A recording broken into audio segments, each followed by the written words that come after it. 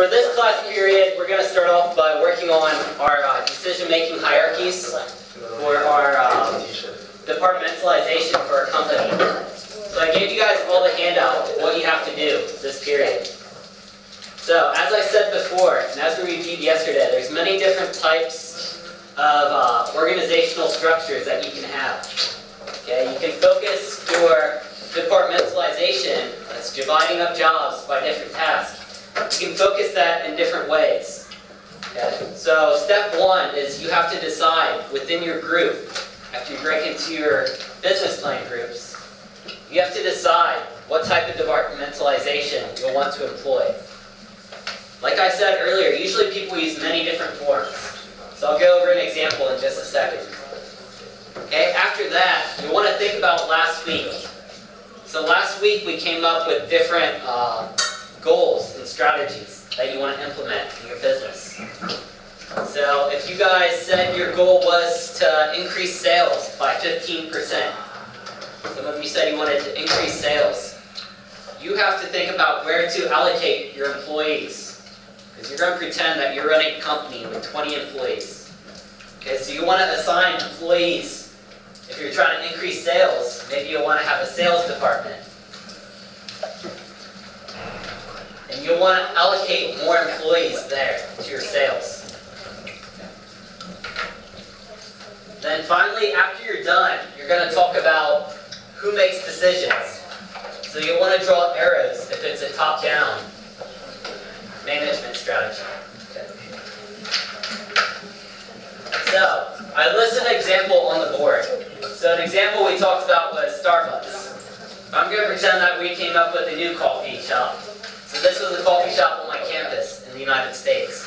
It's called Bearcat Cafe. So that was our school mascot. Okay. The goal for Bearcat Cafe was to open 10 cafes throughout China.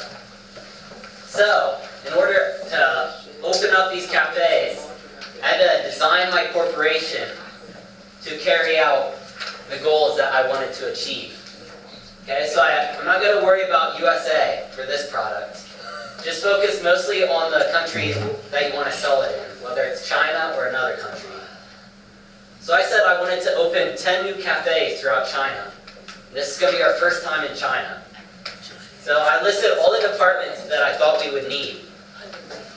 We talked about some of these before, the different types of departments. There's human resources, purchasing, marketing.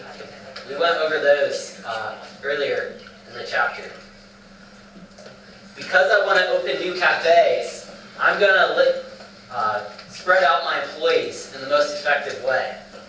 So since it's a new market, I'll want to maybe have a lot of market researchers. So maybe I want 3 there.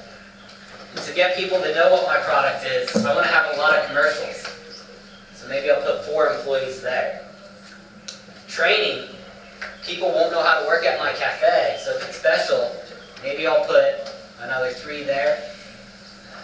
With purchasing and materials, that's not really too important. So maybe I'll just put 1 there. Maybe 1 person can handle 10 stores.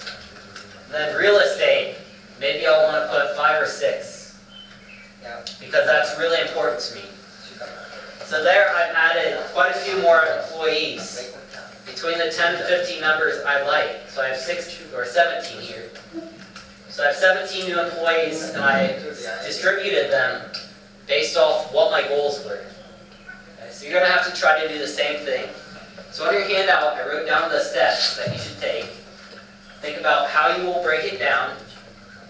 Here I broke it down by geography. Then I broke it down by functionality. And then I broke it down by the process that they perform.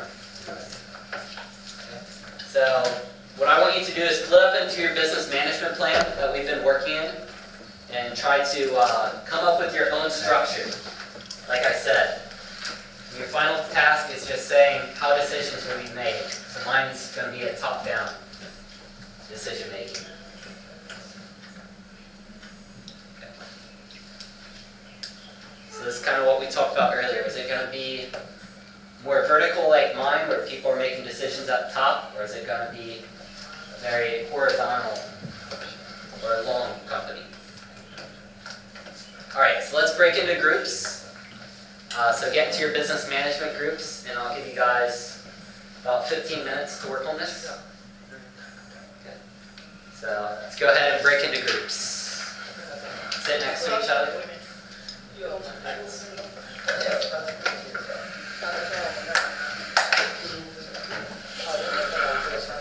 So clearly you want to go back and forth, right?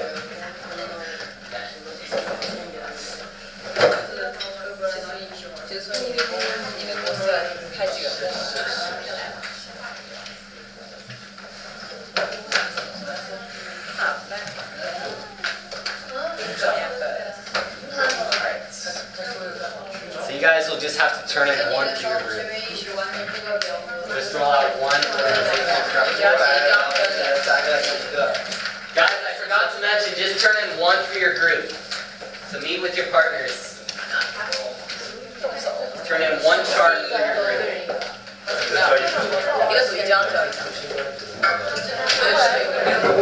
you guys want to scoot over and help me with this?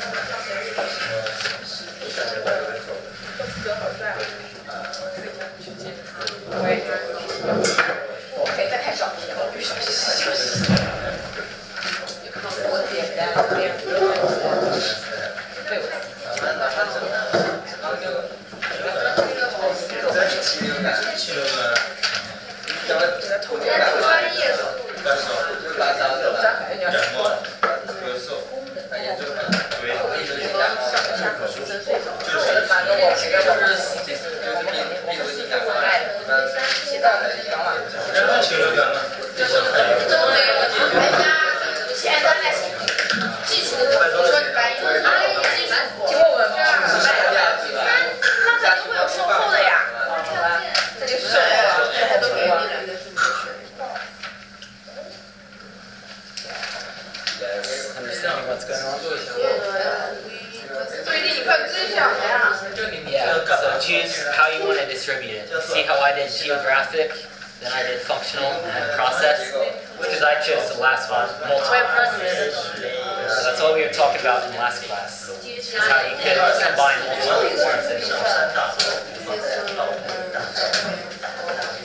Yeah, all or some. Maybe one, maybe two, maybe all of them. However you want to break it down. Okay? So like I was saying last class, that's how most companies organize.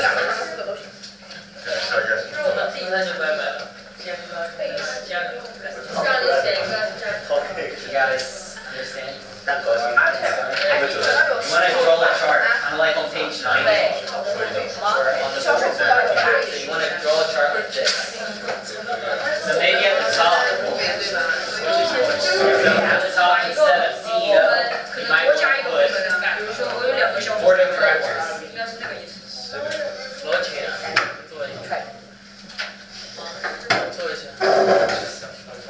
So maybe you want to put board of directors and put your name.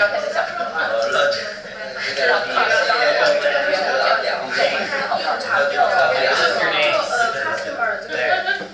Or you can do just a CEO. So you want to say, maybe Coco's the CEO. He's in charge of you guys, right? Then maybe they put you in charge of USA, and then Jane's in charge of China. If you want to break it down that way, or you can have a different way where functional is.